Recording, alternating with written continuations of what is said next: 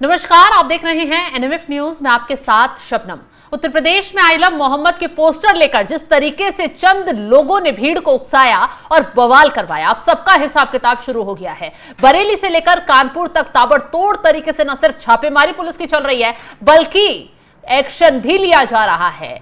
चंद मौलानाओं को गिरफ्तार कर सलाखों के पीछे डाल दिया गया है। लेकिन इसी बीच बड़ी खबर कानपुर से आई है। कानपुर में जिस शख्स ने बवाल भड़काने की कोशिश की, जिसका ऑडियो वायरल हुआ था, जो इस पूरे खेल का मास्टरमाइंड था, बरेली में जैसे हिंसा भड़की, ठीक वैसे ही कानपुर में भी हिंसा भड़काने की फिराक में था, उसको अब धर दबोच लिया गया है। पुलिस ने उसके पास जो सबूत और उससे जो सच उगलवाया है, वो बेहद चौंकाने वाला है। अब कौन है ये शख्स, कैसे से गिरफ्तार किया गया, चलिए ग्राफिक्स के जरिए विस्तार से आपको बता देते हैं। कानपुर पुलिस ने नमाज के बाद सांप्रदायिक तनाव फैलाने की कोशिश करने वाले जुबैर अहमद खान उर्फ जुबैर गाजी को गिरफ्तार किया है। पुलिस के मुताबिक आरोपी ने भड़काऊ ऑडियो क्लिप चलाकर भीड़ को उकसाने की कोशिश की थी और इस दौरान जांच में यह पता चला, जुबैर पहले उत्तर प्रदेश पुलिस में सिपाही था, वो उन्नाव जिले में तैनात था, लेकिन 2021 में विभागीय कार्रवाई के तहत सेवा से बर्खास्त कर दिया गया।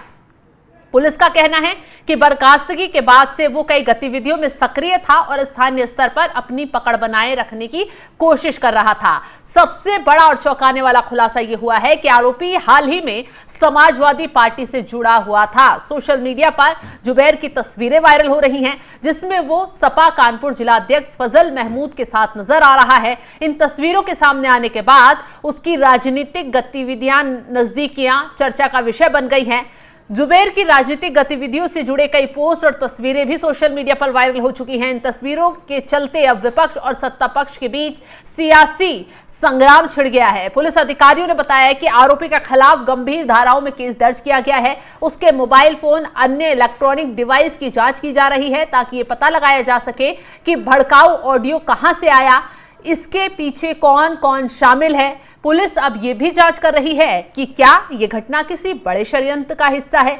जुबैर की गिरफ्तारी ने कानपुर ही नहीं बल्कि पूरे प्रदेश की राजनीति में हलचल पैदा कर दी है। समाजवादी पार्टी की स्थानीय इकाई फिलहाल इस मामले पर चुप्पी साधे हुए है। सबसे बड़ी बात तो यह है कि इस पूरे मामले को भुनाने के लिए आपने देखा होगा अखिलेश यादव कैसे योगी आदित्यनाथ पर तंज कसते हुए नजर आ रहे थे, कैसे वो सरकार को घेरते हुए नजर आ रहे थे कि देखिए लाठीचार्ज हो रहा है, कैसे एक समुदाय के लोगों को योगी सरकार निशाना बना रही है, कैसे पुलिस बर्बरता पूर्ण व्यवहार लोगों के साथ कर रही है। लेकिन अखिलेश यादव शायद ये देखना भूल गए कि कैसे उनके ही पार्टी के चंद लोग इसके पीछे पूरी प्लानिंग रच रहे थे, ये साजिश रच रहे थे कि न सिर्फ सरकार को चुनौती दी जाए बल्कि उत्तर प्रदेश में अशांति फैलाई जाए, उत्तर प्रदेश को जलाया जाए, उत्तर प्रदेश में हिंसा भड़काई जाए और फिर बवाल हो तो योगी आदित्यनाथ की कुर्सी तक पर बात आ जाए। लेकिन वक्त रहते ही योगी आदित्यनाथ ने न सिर्फ मोर्चा संभाला बल्कि हिंसा फैलाने वालों को सख्त चेतावनी भी जारी कर दी गई कि अगर उत्तर प्रदेश में त्योहारी सीजन पर, दशहरा करीब है, नवरात्र चल रहे हैं और कोई भी हिमाकत ऐसा करेगा, त्योहारों में खलल डालने की कोशिश की जाएगी, तो वो फिर कोई भी हो किसी हाल में बख्शा नहीं जाएगा। तो योगी आदित्यनाथ की भी इस मामले पर बाइट सुनवाएंगे, लेकिन उससे पहले जब जुबैर की गिरफ्तारी हुई, पुलिस प्रशासन का क्या कुछ कहना है वो आपको सुनवाते हैं। देखिए, रेल बाजार के अंतर्गत एक शुजातगंज चौकी हमारी पड़ती है, उसके अंतर्गत एक व्यक्ति है जुबैर अहमद खान। इसने ये जो आइलम मोहम्मद की पृष्ठभूमि में जो हमारे विवाद उत्पन्न हो रहे थे और पुलिस काफ़ी मुस्तैदी से तैनात थी, उसने कुछ भड़काऊ बातें कहीं जिनका कि ऑडियो हमारे पास है और उसमें जब जांच कराई गई तो सत्ता पाई गई और इसने एक छोटा सा मजमा जो इलीगल टाइप का था, क्योंकि 163 BNSS लागू है, इकट्ठा करने का प्रयास करके शांति भंग की चेष्टा करी। इसमें इसको गिरफ्तार कर लिया गया है और उसके अन्य साथियों की तलाश की जा रही है।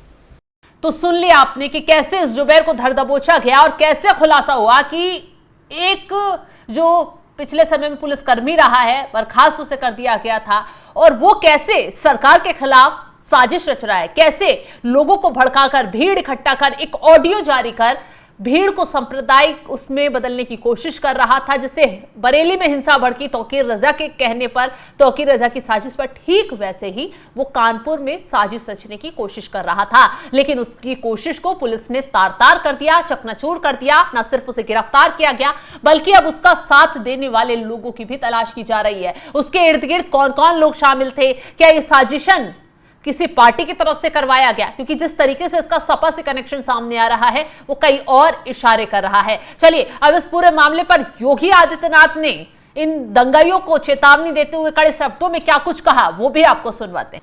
आपने देखा होगा जब भी पर्व और त्योहार आते थे उत्पात शुरू हो जाती थी।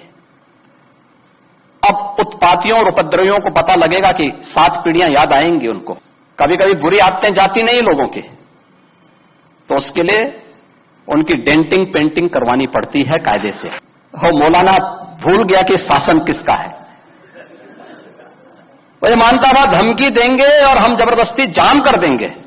हमने कहा जाम नहीं होगा, कर्फ्यू भी नहीं लगेगा, लेकिन कर्फ्यू का सबक तुम्हें ऐसा सिखा देंगे कि तुम्हारी आने वाली पीढ़ी दंगा करना भूल जाएगी। ऐसे बैरियर को चुन चुन करके वे जिस प्रकार की भाषा को समझते थे उस प्रकार की भाषा से उनको समझा करके उसको उसकी सजा दिलाने का काम भी किया है।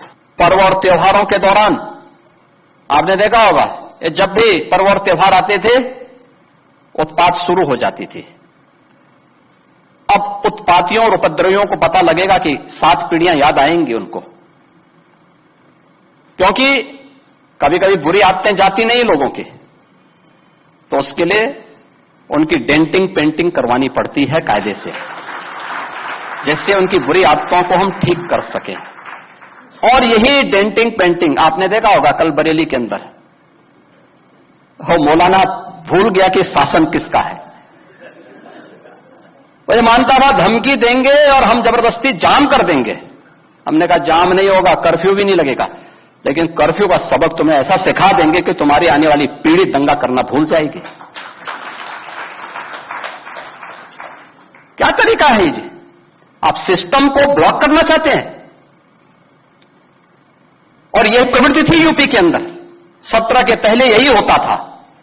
और हम इसी बात को कह सकते हैं कि 17 के बाद हमने कर्फ्यू भी नहीं लगने दिया, लेकिन ऐसे बैरियर को चुन चुन करके वे जिस प्रकार की भाषा को समझते थे उस प्रकार की भाषा से उनको समझा करके उसको उसकी सजा दिलाने का काम भी किया है। और उत्तर प्रदेश की ग्रोथ स्टोरी यहीं से शुरू होती है। अगर आजादी के समय, मैं उससे पहले नहीं जाता, लेकिन 1947 में भारत आजाद हुआ, अगर उस समय भारत की इकोनॉमी में भारत का उत्तर प्रदेश का कंट्रीब्यूशन 14% था, तो ये 14% फिर से होना चाहिए। और 14% नहीं होना चाहिए, बल्कि जितनी आबादी है उत्तर प्रदेश की, उत्तर प्रदेश उतना कंट्रीब्यूशन करता हुआ दिखाई दे।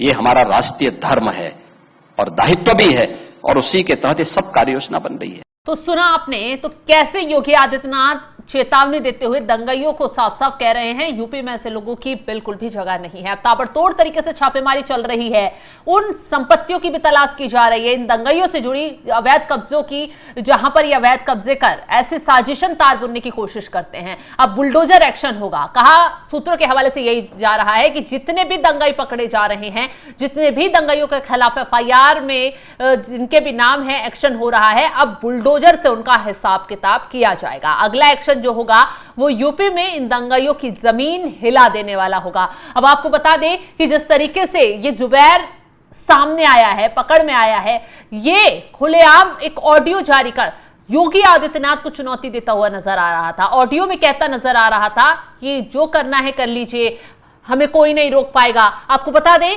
कि आइलम मोहम्मद वाला विवाद जो है वो कानपुर से ही इसकी शुरुआत हुई थी। वो कैसे हुई थी? दरअसल बाराफात के दिन मुस्लिम समुदाय की तरफ से एक कार्यक्रम रखा गया था और मंच ऐसी जगह पर सजाया गया, ऐसी जगह पर आइलम मोहम्मद के पोस्टर लगाए गए जहां पुलिस प्रशासन ने अनुमति नहीं दी थी। और कहा यह भी जा रहा है कि हिंदू बहुल्य इलाके से रैली निकाली गई, नारेबाजी लगाई गई और आइलम मोहम्मद के पोस्टर लहराए गए।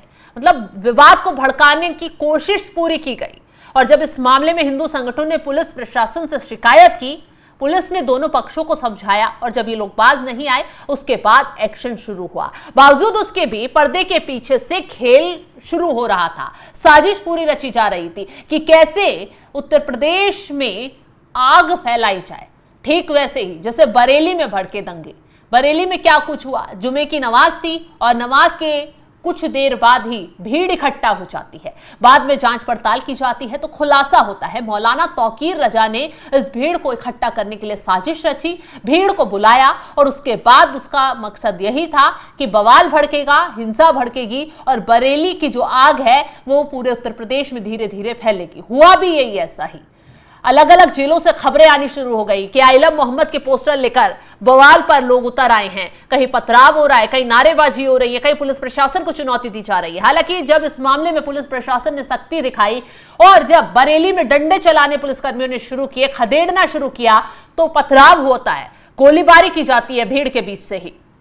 यह मामला सबसे चौंकाने वाला निकलता है कि जब प्रोटेस्ट हो रहा था, भीड़ इकट्ठा की गई, तो यहां गोलीबारी कैसे हो गई? ये हथियार कहां से लोगों के पास आ गए? पथराव के लिए पत्थर कहां से अचानक लोगों के पास से आ गए? तो ऐसे में सवाल खड़े हुए कि ये सुनियोजित पूरा करा गया था भीड़ को इकट्ठा, और ऐसे में जांच पड़ताल होती है तो इस बात का खुलासा भी हो जाता है कि तौकीर रजा इस पूरे खेल का मास्टरमाइंड था। उसने कैसे अपने घर से उठकर एक होटल में वो ठहरता है, होटल से पूरी साजिश रचता है और जितने लोग उसके करीबी थे वो इस भीड़ में इकट्ठा होते हैं, लोगों को भड़काते हैं, धार्मिक नारों के जरिए पूरा माहौल बनाया जाता है, पुलिस प्रशासन को चुनौती दी जाती है और खुद ये खुलासा पुलिस के जरिए व्हाट्सएप जो चैट मिली है उससे किया गया है, कॉल डिटेल के जरिए किया गया है। तौकीर रजा को तुरंत गिरफ्तार कर जेल में डाला जाता है, उस होटल को सील कर दिया जाता है जहां तौकीर रजा छुपकर पूरा षड्यंत्र रच रहा था।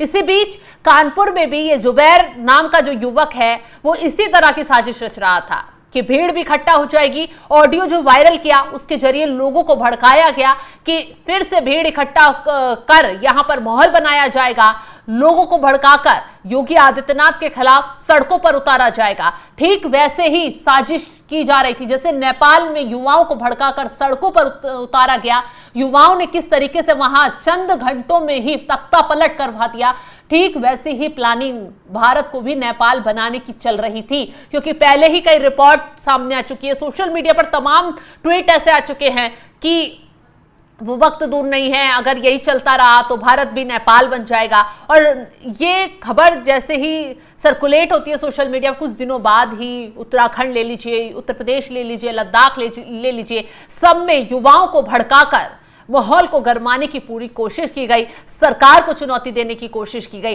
और नतीजा क्या हुआ? अंजाम सभी जो सड़कों पर उतरे हुए थे सभी को भुगतना पड़ गया। न सिर्फ बरेली में ताबड़तोड़ एफआईआर हो रही है, जेलों में दंगइयों को भरा जा रहा है, बल्कि अब कानपुर की बारी आ गई है। मास्टरमाइंड पकड़ा गया है, जांच पड़ताल की जा रही है कि अब अगला एक्शन उस पर क्या होगा, क्या कुछ और खुलासा होता है, किन नेताओं का और किन लोगों का उससे कनेक्शन निकलकर सामने आता है। फिलहाल इस खबर को लेकर आप क्या राय रखते हैं कमेंट बॉक्स में जरूर बताइएगा। तमाम बड़ी खबरों की अपडेट के लिए आप हमारे साथ जुड़े रहें। नमस्कार।